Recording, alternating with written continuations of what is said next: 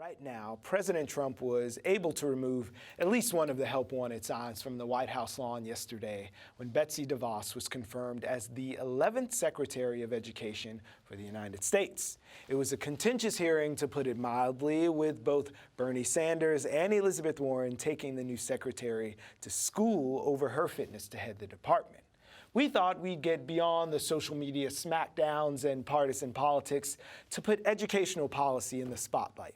So we've invited the smartest guy we know. David Bloomfield is the professor of educational leadership at Brooklyn College and the CUNY Graduate Center, and he's here now to help us wade through some of what this could mean for ed policy. Thanks for being here, David. Well, good morning. I'm not sure good, but it's morning. So is it good in the educational circles? We saw a lot of back and forth at those hearings, and people were all over the place and correcting her tweets and all these things on social media. But how's the educational community absorbing the news?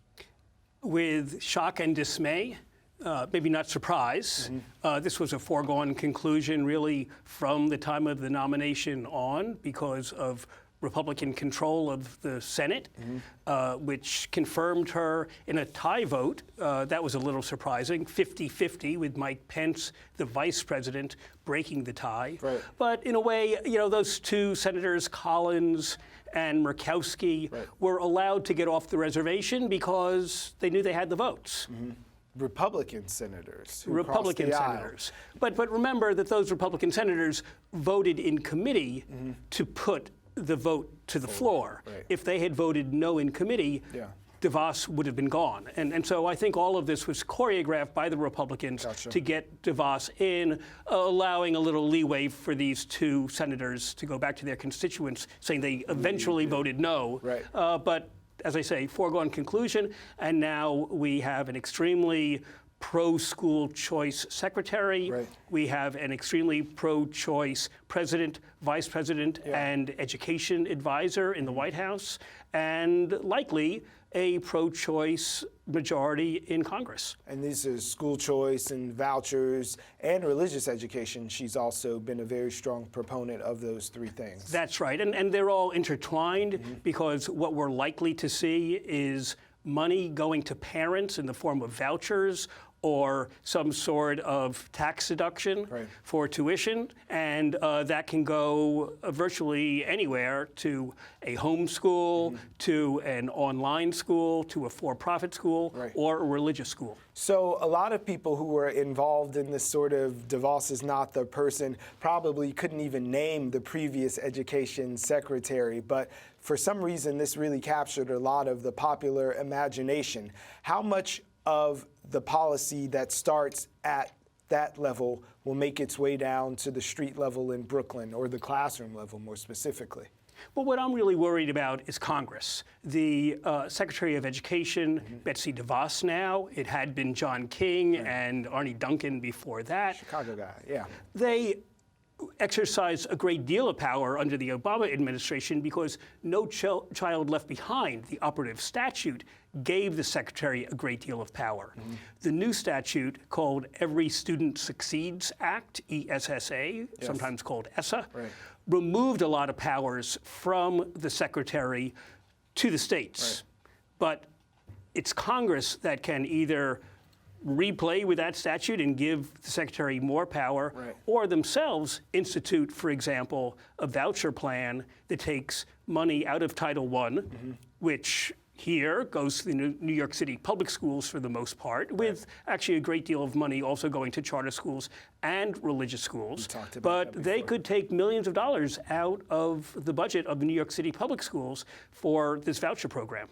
So every sort of secretary or person who makes it to this office looks for the early win, just to establish themselves and show how they're going to be a leader. Do you have any prediction for how Ms. DeVos will assert herself and get on that track? I do, and I'm worried because at the later stages of the Obama administration, we know they had guidance which gave access, equal access for all purposes. It's known really for bathrooms for transgender students. That can be removed just at snap of finger by Betsy DeVos. Now, Betsy DeVos, whether or not she's going to do that, because in fact the president has been stronger than we might have expected on LGBT rights. Maybe she won't, but every day I go on to the ed.gov website.